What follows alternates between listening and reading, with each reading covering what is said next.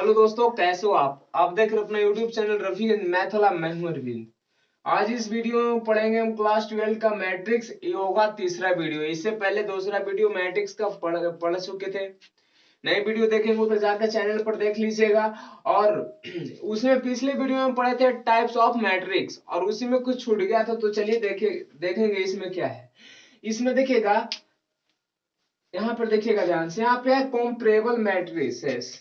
क्या है?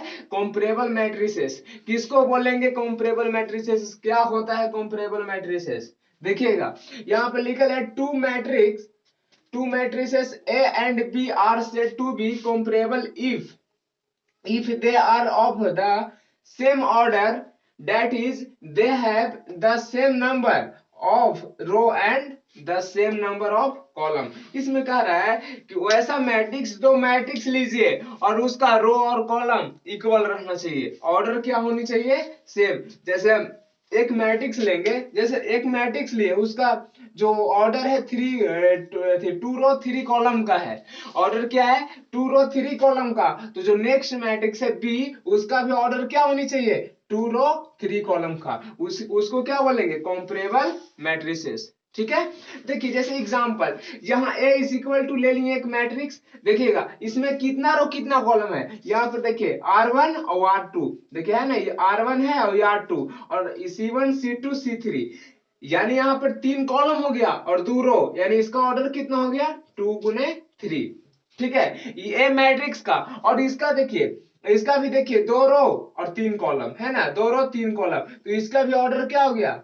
दो रो थ्री कॉलम का। तो बताइए दोनों का ऑर्डर सेम है कि नहीं? उसको क्या बोलेंगे? Comparable matrices. ठीक है। अब यहां पर देखिए, जैसे एक इक्वल मैट्रिक्स की बात किया जाए, क्या है? Equal matrices. यहां पर देखिएगा ध्यान से, इक्वल मैट्रिसेस। तो यहां पर लिखा गया है टू। देखिएगा, two matrices A and B, दो मैट्रिक्स लेंगे। ए एंड बी मतलब ए और बी दो मैट्रिक्स लेंगे। Are set to be B equal written as A बराबर बी। दोनों आपस में क्या रहने चाहिए? इक्वल, दोनों बराबर। वही सेम ऑर्डर का रहना चाहिए। जैसे दो रो दो कॉलम, ए मैट्रिक्स का अगर ऑर्डर है दो रो दो कॉलम, तो जो बी मैट्रिक्स है वो भी रहना चाहिए क्या? दो रो दो कॉलम का। तो उसको क्या बोलेंगे? Equal matrices. जैसे ए बी का क्या होनी चाहिए? बराबर। फिर लिखा गया है if they are of the same order and their corresponding elements are equal. कह रहा है कि जो इसकी ऑर्डर होनी चाहिए सेम होनी चाहिए, और कोरस्पॉन्डिंग जो इसमें एलिमेंट्स होनी चाहिए दोनों इक्वल होनी चाहिए, सब सेम होनी चाहिए। ठीक है। जैसे देखिए एक एग्जांपल लिए, ध्यान से देखिएगा, एक्स वाई जेड फाइंड करना है, एक्स वाई जेड का मान निकालना है। इस तरह के क्वेश्चन आता है एग्जाम में। ये तो ऑब्जेक्टिव टाइप का है, देखिएगा आता है, ये आता है इस तरह के क्वेश्चन। और करेंगे इसी वीडियो में, करेंगे इस पर एग्जांपल, और किस तरह की एग्जांपल होती है। देखिएगा लिखा गया find X Y Z when इतना इज इक्वल टू दिया है इतना। अब इसको सोल्व करना है, किसका मान निकालना है? एक्स वाई जेड का। और ये कौन मैट्रिक्स है? इक्वल। ठीक है, तो देखिएगा ध्यान से, इक्वल और कंपैरेबल मैट्रिसेस। तो यहां पर लिख देते हैं सोल्व। देखिएगा सोल्व लिख लेते हैं, और सोल्व में क्या क्या दिया गया है देखिएगा ध्यान से। देखिएगा यहाँ पर दिया गया है 5 3 x 7, और क्या है? Is equal to YZ 17। अब देखिएगा क्रोस्पॉन्डिंग एलिमेंट्स इसमें इक्वल कीजिए, तो y बराबर क्या होगा? 5। y की इक्वल 5 हो जाएगा, और x की इक्वल क्या हो जाएगा? 1, और z की इक्वल क्या हो जाएगा? 3, और 7 तो 7 के इक्वल है। तो यहाँ पर देखिए पूछ रहा था एक्स वाई जेड का मान, एक्स वाई जेड का मान निकल गया। कितना आसान है। चलिए अब आगे इसी पर क्वेश्चन करते हैं, देखते हैं। देखिएगा एकदम सेम टू सेम एग्जांपल है पीछे जैसा। लिखा गया है find X Y Z W. इसमें देखिए चार का मान निकालना है, एक्स वाई जेड डब्ल्यू। फिर इतना इज इक्वल टू इतना दे दिया है। ठीक है, देखिएगा कितना आसान है। देखिए करते हैं, यहाँ पे लिख लेते हैं सॉल्यूशन। क्या दिया है? x माइनस वाई और 2x प्लस जेड, और क्या है? 2x माइनस वाई और 3z और प्लस में w। ठीक है, फिर -1 है, फिर 5 है, और 0 13। अब देखिएगा कोरस्पॉन्डिंग एलिमेंट्स e इसके इक्वल होगा, e इसके होगा, और e इसके, और e इसके। ठीक है, आप जिस तरह से सोल्व कर लीजिए इसको, आपको जिस तरह से सोल्व करने आता है एक्स वाई जेड का मान निकाल सकते हैं। ठीक है, इसमें लिखा नहीं गया है एक्स वाई का मान निकालना, आप जैसे सॉल्व कर लीजिए। देखिए पहले X minus Y is equal to क्या हो जाएगा, -1। ठीक है, फिर क्या हो जाएगा 2x plus Z is equal to क्या हो जाएगा 5। फिर क्या है 2x minus Y is equal to क्या हो जाएगा 0।